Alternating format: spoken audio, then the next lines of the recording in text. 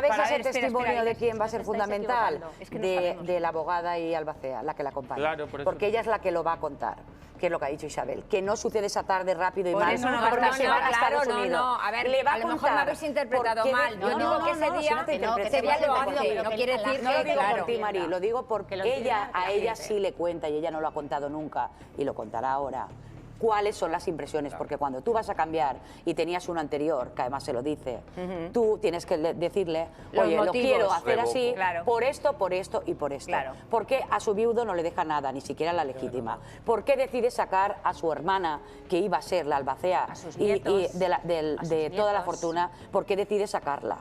A los Todo nietos. eso, Y a sus nietos. a sus A los nietos. nietos. Exacto. ¿Por qué les Ella, saca? todo eso se lo explicó a ella y ella lo contará en la docuserie y lo veremos. Es muy interesante que hable claro, ella hombre, también, además totalmente. de Rocío Porque Carrasco, además porque es Vamos que a ver, eligió otra cosa. a una Para mí, persona fijaros, ajena. para mí... Los abogados de Rocío narran los hechos de una manera muy diferente a como lo hizo Rocío. Es decir, los abogados dicen literalmente, leyendo los documentos, dicen literalmente que Rocío acudió a urgencias al enterarse de que Antonio David iba a participar en un programa de televisión y que su hija iba a defenderle en los platos. Ahí, el único causante es la manera en la que Rocío asimiló la noticia, no el hecho en sí.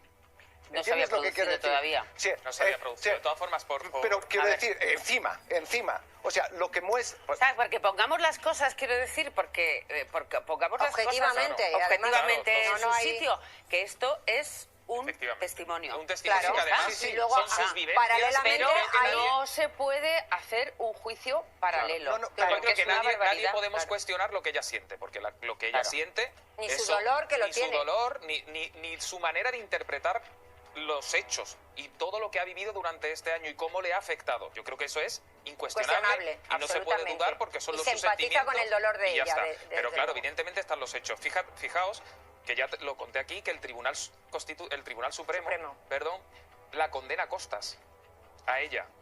Es decir, que también es un dato significativo, que el Ministerio Fiscal recurre porque el juzgado número 1 de violencia de género en el 17, cuando De ella Alcobendas. presenta todo, de Alcobendas, de violencia de género, cuando ella presenta todo, cuando a ella le toman declaración, que se ha dicho que ella no se ha podido expresar delante de un juez, y no es cierto, a ella le toman declaración en las preliminares. Es verdad que no ha habido juicio porque no ha habido juicio. no ha habido lugar. a que se haga una apertura de juicio oral. A ella le toman declaración. Esa jueza ve indicios, que no pruebas, indicios de posibles delitos de maltrato psicológico. Pero luego hasta el Ministerio Fiscal recurre y a partir de ahí todos los recursos los pierde Rocío Carrasco. Me parece tremendo. Yo creo que son cosas que se tienen que dilucidar en los juzgados y no en los platos de televisión. Es mi opinión personal. Y ya está, y que lo diluciden. Tanto Rocío como Ortega. Las pruebas que la productora de Ana Rosa ha sacado del cajón dejan a Rocío Carrasco tiritando. El plató está en shock. Titulares inéditos, contratos millonarios en liras, un anillo de boda que jamás debió cerrarse, y sobre todo, esos vídeos caseros que Rocío intentó enterrar. Empieza la función con la foto prohibida de Pedro besando a Raquel Mosquera en el pasillo de TVE, tomada cuando él aún firmaba autógrafos como exmarido de Rocío Jurado. Plano corto, beso robado, 25 años de diferencia y la prueba de que el boxeador ya había pasado página mientras su hija ensayaba otro capítulo de victimismo. Y atención, porque esto no es un simple remember de amores rotos. Telecinco ha aprovechado el aniversario de la muerte de Pedro para levantar el polvo de los recuerdos, pero lo hace con artillería pesada. Primero, rompe la leyenda de que el divorcio se debió al desgaste natural. Nada de eso. Aquí se habla de cuernos cruzados. Ana Rosa coloca sobre la mesa la carta de un empresario taurino que confirma escapadas de Rocío Jurado a México en plena gira, mientras Pedro entrenaba en Milán y cobraba 15 millones de liras por combate. ¿Lo mejor? El documento lleva firma, sello y fecha. Y si eso no fuera suficiente, la presentadora rescata un extracto de un contrato de publicidad que pagó a Pedro en negro, sí, en negro más de 48.000 euros de la época. Con ese dinero, dicen, compró un apartamento a nombre de su madre y se guardó la llave para cuando llegara la tormenta. ¿Estrategia de fuga o simple previsión? Tú decides, pero el ronrón del plató ya huele a pólvora. De pronto, la pantalla gigante muestra algo que nadie esperaba, una entrevista inédita de Pedro, grabada en VHS en el 96, donde confiesa que el amor con Raquel era más auténtico que cualquier foto de portada con la Jurado. Con ella soy Pedro, no el campeón, se le oye decir, con los ojos entornados y la voz cansada. Segundos de silencio absoluto. Rocío Carrasco jamás quiso que estas cintas vieran la luz. De hecho, firmó cláusulas para bloquearlas. Pero la productora de Ana Rosa, alimentada por el morbo y el sare, las ha encontrado y las lanza como bombas de racimo. El público en móvil, en bus, en oficina, se queda mudo. ¿Y si la heredera de la Jurado no es la guardiana de la verdad que vendió en su docuserie? A medida que avanza la tarde, el relato se enreda. Ana Rosa repasa, una a una, las cifras que descolocan la balanza sentimental. Pedro cobraba millones en pesetas, sí, pero su carrera deportiva se apagó pronto. Rocío, en cambio, firmaba giras de cientos de miles de dólares. Resulta que la gran voz de España sostenía, sin querer, la chequera común en los últimos años de matrimonio. ¿Y qué pasa cuando un mito del ring y una diosa de los escenarios comparten casa y fama? Choque de egos, celos y un contrato prenupcial que, según se filtra, no repartía la tarta por igual. Para colmo, en 1982 aterrizan los rumores de infidelidades cruzadas. Él, con una azafata italiana. Ella, con ese empresario taurino que le regalaba claveles cada vez que cantaba como una ola. Ana Rosa sonríe, huele a audiencia, y promete enseñar la factura de las flores en la próxima entrega. Pero lo que de verdad revienta los audímetros es la aparición en directo de Raquel Mosquera vía satélite. La peluquera, casi 20 años después de quedarse viuda, sostiene la carta manuscrita que Pedro le dejó la noche antes de morir. Lee un párrafo y las palabras erizan la piel. Raquel, contigo volví a ser feliz. Contigo aprendí que el amor es la paz, no el espectáculo. El plató se queda sin aire. No hay insultos, no hay reproches, solo la voz rota de una viuda defendiendo que la diferencia de edad no apaga la sinceridad. Y mientras tanto, Rocío Carrasco no puede actuar. Su equipo legal recibe el aviso tarde, el programa se emite en tiempo real y las redes replican el clip en loop. Cada retweet es un puñetazo al discurso que la hija había blindado durante años. Ana Rosa remata la faena con un teaser. Mañana escucharéis a Pedro hablando de los pactos de silencio que firmó para no manchar el nombre de una persona muy conocida. No diré quién. Sobra el apellido. Todo el mundo sabe que señala a Rocío Jurado, y el plató estalla en murmullos. Quintana se hace la distraída, agradece audiencia y lanza un recuerdo a Pedro Carrasco como el campeón que pagó un precio altísimo por la fama. Corte a publicidad y un zumbido recorre los pasillos de Mediaset. El relato oficial de Rocío Carrasco acaba de ser descosido en riguroso directo. Y aquí, amigo, es donde te planteo la pregunta que va a incendiar los comentarios. ¿Estamos ante la venganza mediática perfecta de Ana Rosa contra la marca Carrasco Jurado? ¿O, por fin, ante la verdad que la audiencia merecía escuchar? Sea como sea, agárrate, porque lo que acabas de ver es solo el primer asalto. Mañana llegan los audios completos, los contratos manchados de confidencialidad y el testimonio de un fotógrafo que asegura haber captado a Rocío Jurado en los brazos del famoso torero cuando Pedro aún creía en su cuento de hadas. Si creías que el ring estaba caliente, espera a que suene la campana del segundo round. Aquí, en Tirando Salseo, subimos el volumen mientras otros bajan la cabeza. Quédate, porque esto acaba de empezar. Si ayer creías haberlo oído todo, espera lo que reventó hoy a las 4 en punto de la tarde. Ana Rosa apareció con gesto de traigo tertulia de pólvora y en cuanto el redactor contó hasta 1, pidió silencio, apoyó la mano en la mesa y reprodujo una cinta de casete que llevaba décadas guardada. Se escuchaba la voz de Pedro Carrasco, ronca y cansada, grabada en el asiento trasero de un coche mientras volvía de un bolo benéfico. Yo aguanté mucho, decía, pero cuando vi aquello, cuando vi al de las camisas de cuadros a la salida del camerino, entendí que los cuernos también duelen fuera del ring. 27 segundos exactos bastaron para que los móviles empezaran a pitar en los bolsillos de media España. La frase el de las camisas de cuadros encendió todas las alarmas. Muchos veteranos del corazón identificaron esa descripción con Fidel Albiac en sus comienzos, años antes de que Rocío Carrasco lo presentase como su gran amor. Ana Rosa, sabiendo que el público pedía más carnaza, enfocó un recibo de hotel fechado en septiembre del 93. Habitación doble, Valencia, nombre de huésped F. Albiac y llamada cargada a la extensión de R. Carrasco. No había que ser detective para atar cabos. Las redes ardieron, los tertulianos se miraron en silencio y la cara de asombro de Alessandro Lecchio valía un poema. Para que nadie pensara que todo venía de oídas, la presentadora sacó el contrato de una gala taurina de aquel mismo mes. En él constaba que Rocío Jurado cantó en Jerez por $18.000, mientras Pedro estaba en Milán firmando una exhibición pagada en liras. La pantalla partió en dos aquel documento y, encima, superpuso el recibo del hotel con los nombres entrelazados. El mensaje era claro, mientras cada cónyuge trabajaba en ciudades distintas, alguien se movía entre bastidores tejiendo un romance paralelo. Raquel Mosquera se conectó desde su salón, visiblemente nerviosa, con las cartas de Pedro sobre la mesa. Mostró una línea escrita de puño y letra del boxeador. Con Raquel encontré la paz que la prensa y otros amores me robaron. No necesitó más. El silencio del plató lo llenaron los mensajes de los espectadores, que empezaban a inclinar la balanza a favor de la viuda. Raquel añadió algo que heló la sangre a los defensores de Rocío Carrasco. Pedro se fue disgustado porque sentía que su hija estaba manejada, que no era libre. Luego se mordió la lengua, pero ya había dejado caer la sombra de Fidel sobre la relación padre-hija. Ana Rosa, sin perder ritmo, presentó a continuación un viejo recorte donde la propia Rocío Carrasco, en 1998, aseguraba: «Me he enamorado una sola vez en mi vida, y fue después del divorcio de mis padres». El programa devolvió la imagen al recibo de hotel, dejando que el público sacara la cuenta: divorcio en el 91, recibo en el 93. Un cronista veterano intervino para explicar que, en aquellos años, Rocío aún vivía en casa de su madre y que Fidel era técnico de sonido en algunas de las giras de la Jurado. Todo estaba más cerca de lo que parecía, sentenció. Llegó el momento de las cifras.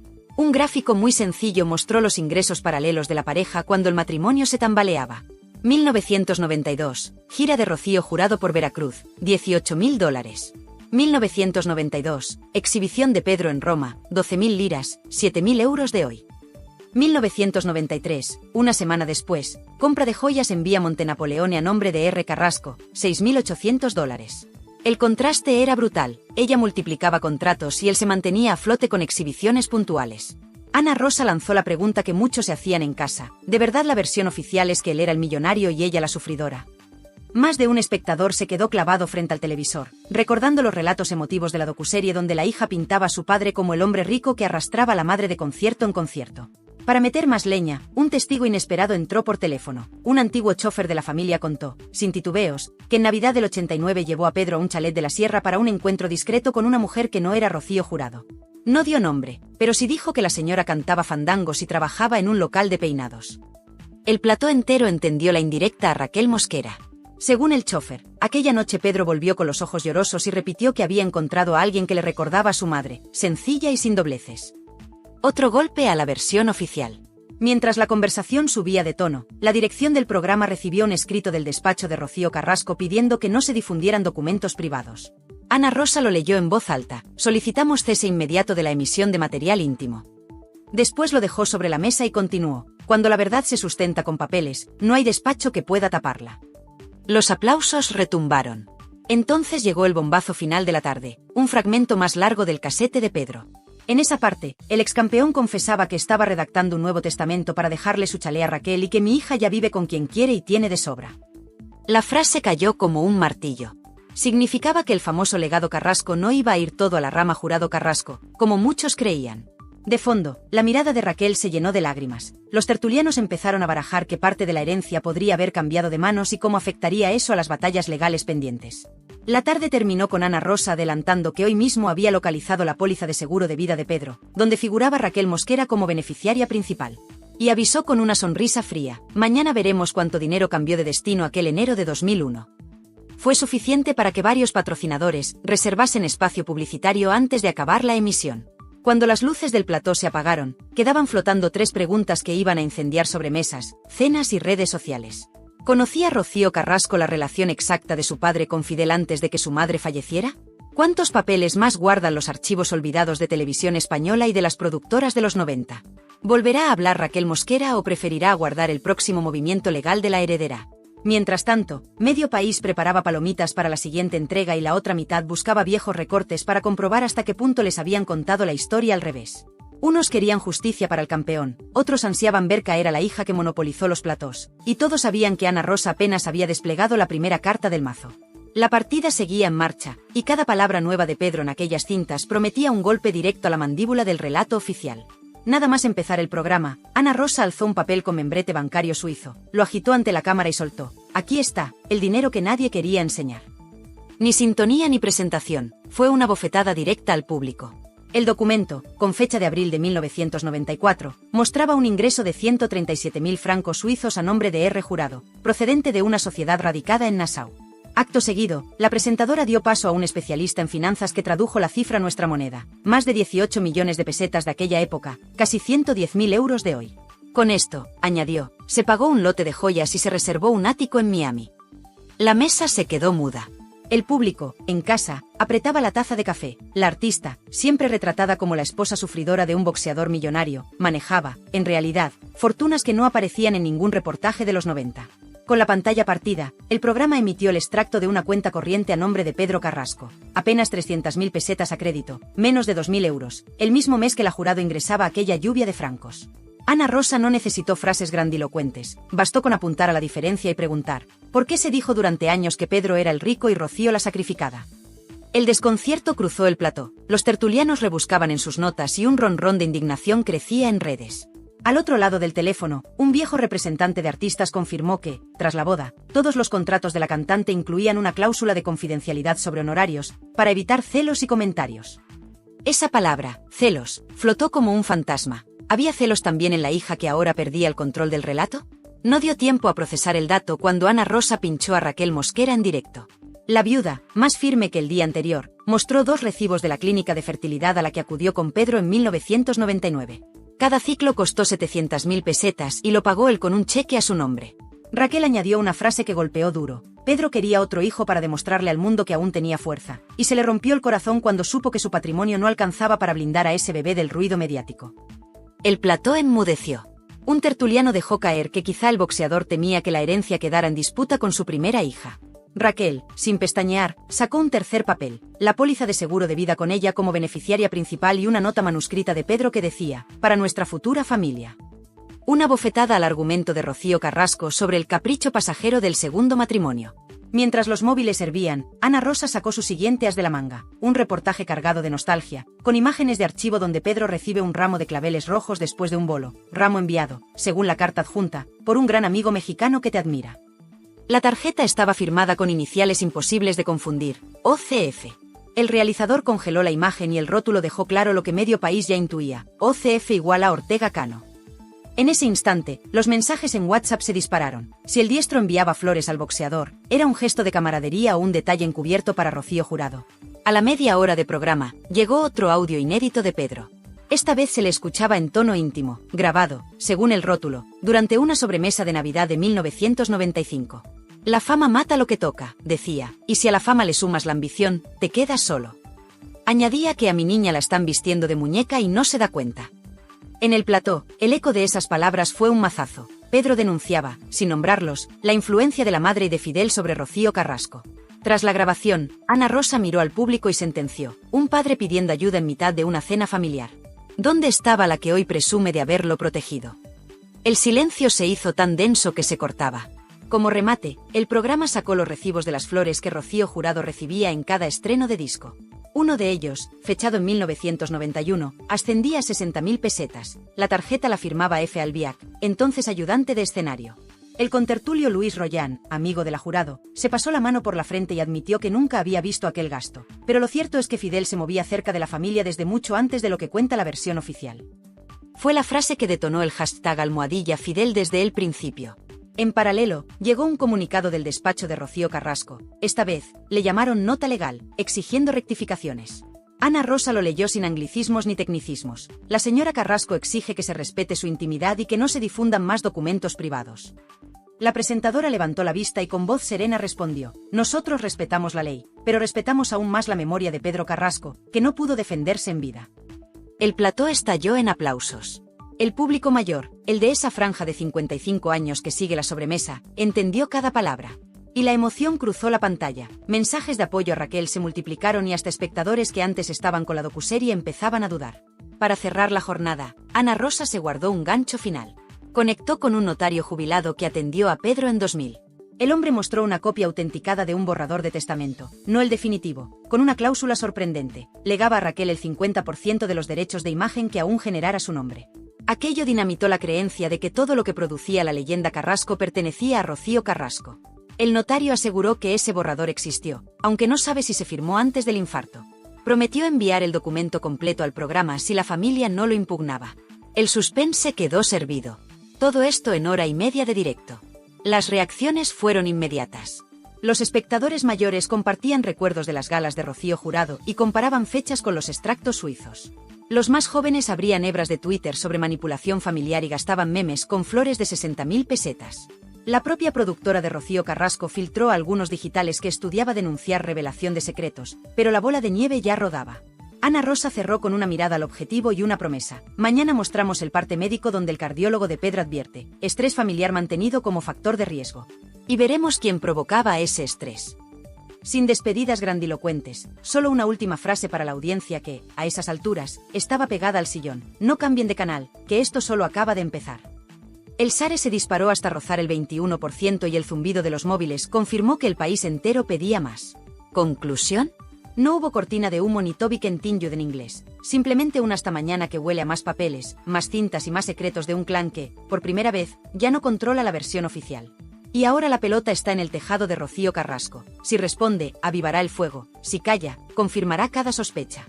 Mientras, España ya se ha dividido en dos equipos, los que creen que Pedro murió traicionado por su propia sangre y los que aún defienden la versión de la hija. Se avecina tormenta y, con ella, la certeza de que el salseo no entiende de treguas, ni de silencios. Cuando parecía que ya lo habíamos escuchado todo, Ana Rosa regresó al plató con una nueva bomba que dejó al país con el café a medio tomar. Un documento legal firmado en 1996 donde Pedro Carrasco solicitaba la revisión de la custodia compartida de su hija. El público se quedó de piedra. Pedro había querido volver a tener contacto regular con Rocío Carrasco cuando ésta ya vivía bajo la influencia de Fidel. La respuesta estaba ahí, con el membrete del Juzgado de Familia de Madrid y la firma del exboxeador. El motivo alegado era claro y contundente: cambios en el entorno de convivencia de la menor que afectan a su estabilidad emocional. La frase encendió todos los platós de televisión como un cerillo en un charco de gasolina. Acto seguido, Ana Rosa sacó lo que calificó como el parte médico que prometimos ayer, un informe emitido por el cardiólogo de Pedro, fechado apenas 5 meses antes de su muerte, en el que se especificaba que sufría arritmia agravada por estrés familiar mantenido, entorno tóxico y ansiedad situacional crónica. Ningún nombre, claro, pero las piezas encajaban como un dominó de cristal a punto de estallar. El plató se congeló. Los tertulianos se miraban entre ellos, sabiendo que esta vez la acusación no venía de rumores, sino de un informe clínico. Esto ya no es salseo, es tragedia griega, susurró uno. Raquel Mosquera, una vez más, se conectó desde su salón, esta vez con una camisa blanca impecable, sin apenas maquillaje y con los ojos hinchados. Pero habló. Y vaya si habló. Sacó de su bolso un pequeño marco con una foto en blanco y negro, Pedro en bata de entrenamiento, ella abrazada a su cintura. Esto fue el día que le dijeron que Rocío no le cogía el teléfono desde hacía 3 meses, dijo. Y añadió, esa noche lloró como un niño. Me dijo, me han robado a mi hija y encima me llaman manipulador. El plató entero se vino abajo. La audiencia se fundía con la pantalla.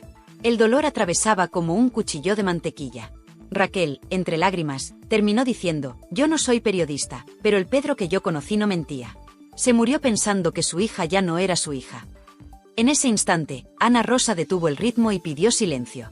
Señoras y señores, dijo con una solemnidad casi fúnebre, vamos a emitir ahora el audio más delicado de todos. El silencio era total. Ni un estornudo. Ni un clic de bolígrafo. Solo tensión. Y entonces se escuchó. Era la voz de Pedro Carrasco, grabada en un contestador automático. Rocío, soy papá. Solo quería saber si te hace falta algo. Llamo mañana otra vez. Un beso. La fecha era 1998. 3 llamadas así se reprodujeron. En ninguna hubo respuesta. Ana Rosa miró al público. No son acusaciones. Son hechos. El siguiente bloque fue aún más brutal. Se conectó en directo una enfermera que trabajó en la clínica donde Pedro fue ingresado en 2000 por una crisis nerviosa. Lo contó sin filtros. Pedro llegó descompuesto. Repetía que se sentía solo, traicionado. Que se había equivocado con la persona que había dejado que criara a su hija. Alguien preguntó si hablaba de Rocío Jurado. Ella, sin pestañear, dijo, no. Hablaba del chico ese, el de las camisas de cuadros. El fantasma de Fidel volvía a asomar como un espectro incómodo en cada frase. Pero el plató estalló en un rugido cuando Ana Rosa leyó en voz alta una carta manuscrita de Pedro, enviada a un amigo periodista en 1999 y nunca publicada. En ella, el campeón de Europa decía, mi historia está contada por otros. Algún día me gustaría contar mi verdad, pero creo que ya es tarde. Esa frase provocó un silencio sepulcral en el estudio. El realizador, sabiendo lo que hacía, enfocó el rostro de Raquel. Una lágrima descendía por su mejilla. El público en casa no pestañeaba. Y las redes, mientras tanto, ardían como nunca. Y entonces, otro personaje irrumpió. Un excompañero de entrenamientos de Pedro que se encontraba en Miami llamó al programa en directo.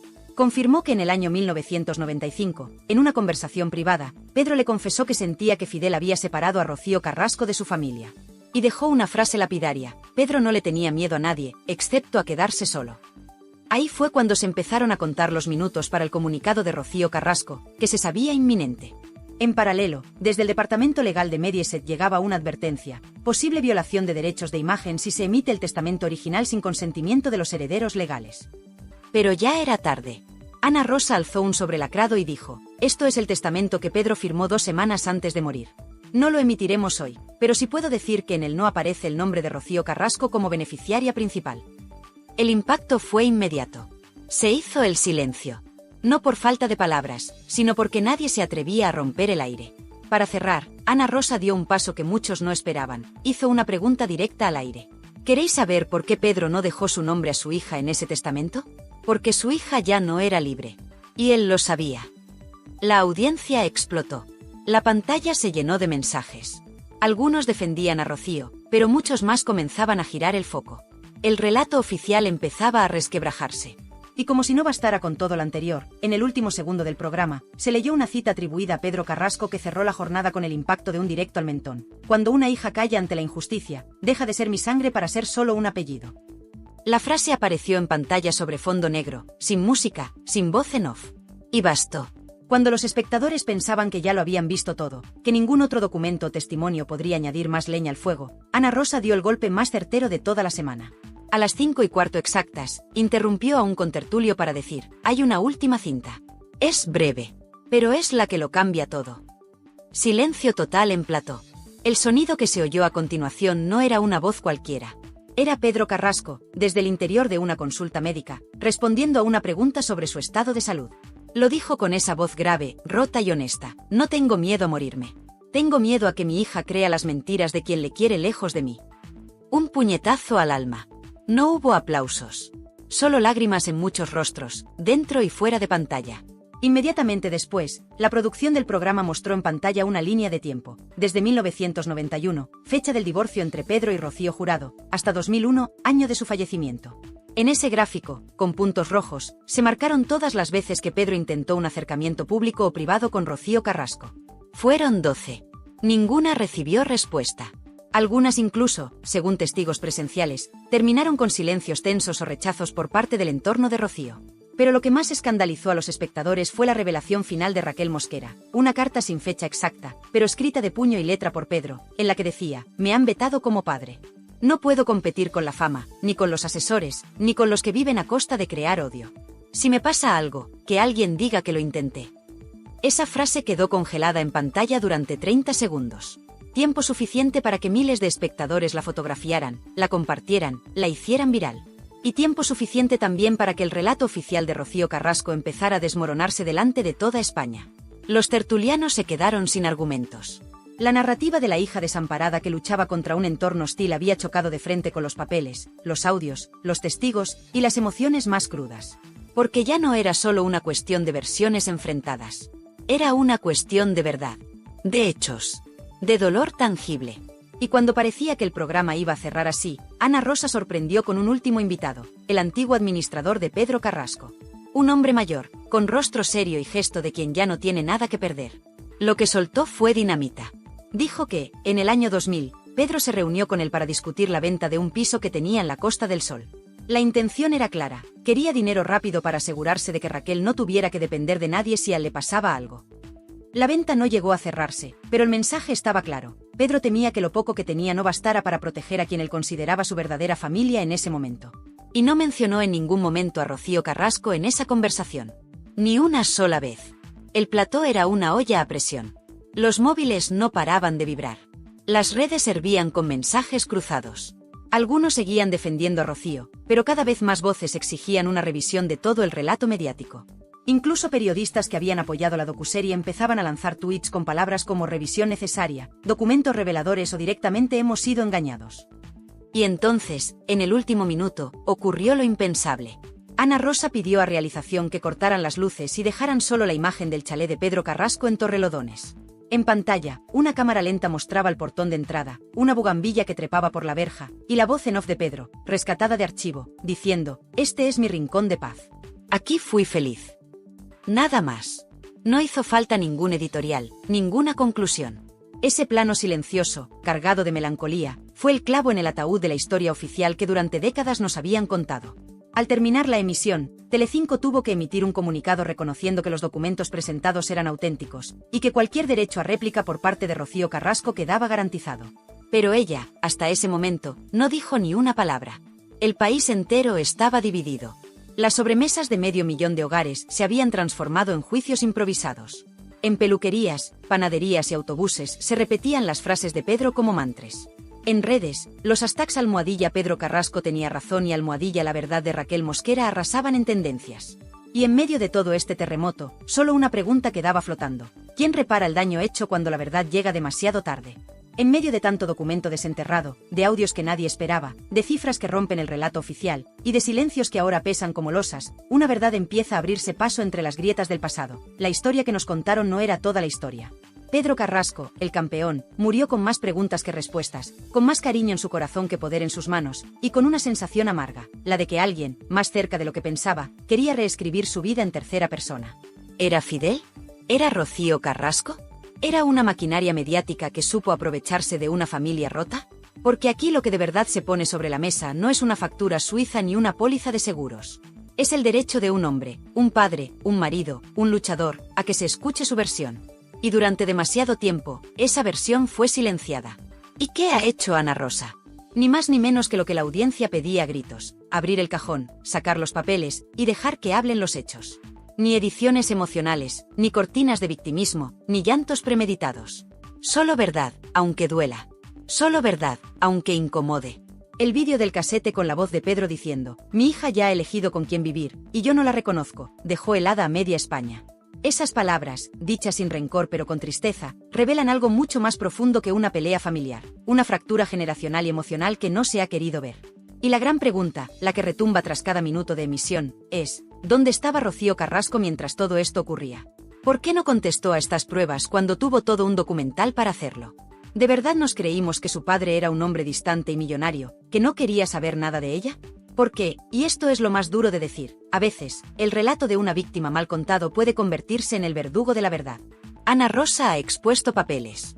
Raquel Mosquera ha mostrado recibos. Han hablado testigos que llevaban años callados.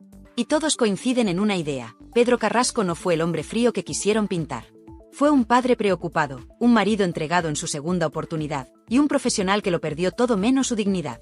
Y ahora, ¿qué hacemos con esto? Pues lo primero, no mirar a otro lado. Porque tú, que estás viendo esto, tienes derecho a saberlo todo. Tienes derecho a ver las dos caras de la moneda. Y también tienes derecho a indignarte, claro que sí. Porque ¿cuántos años llevamos tragando relatos construidos por equipos de guionistas, por productoras millonarias, por gente que vive del victimismo mientras otros no pueden ni defenderse? Y eso, precisamente eso, es lo que este canal quiere evitar. Aquí estamos para ponértelo todo sobre la mesa. Para que tú pienses, para que tú decidas. Para que nadie te diga cómo debes sentirte. Si hoy has sentido rabia, si se te ha escapado una lágrima, si se te ha revuelto el estómago escuchando a Pedro decir que su hija estaba manejada, es porque algo no cuadra. Y ya es hora de que empiece a cuadrar. Déjanos tu comentario. ¿Tú crees que Rocío Carrasco sabía todo esto? ¿O era ella también una víctima manipulada por Fidel? ¿Quién está detrás del relato que nos colaron durante años? Comparte este vídeo si tú también crees que la verdad no necesita efectos especiales ni música triste de fondo. Solo necesita que la dejen hablar. Suscríbete a Tirando Salseo si quieres que sigamos destapando todo lo que la tele tradicional no se atreve ni a mencionar. Aquí no hay filtros. Aquí hay papeles. Aquí hay verdad. Y recuerda una cosa, el salseo no es solo cotilleo. El salseo, cuando se hace con rigor, con documentos y con memoria, se convierte en justicia televisiva. Y si este vídeo te ha abierto los ojos, imagina lo que viene mañana. Nos vemos en el próximo vídeo, pero esta vez, con los guantes puestos. Porque la pelea por la verdad acaba de comenzar. Los abogados de Rocío narran los hechos de una manera muy diferente a como lo hizo Rocío.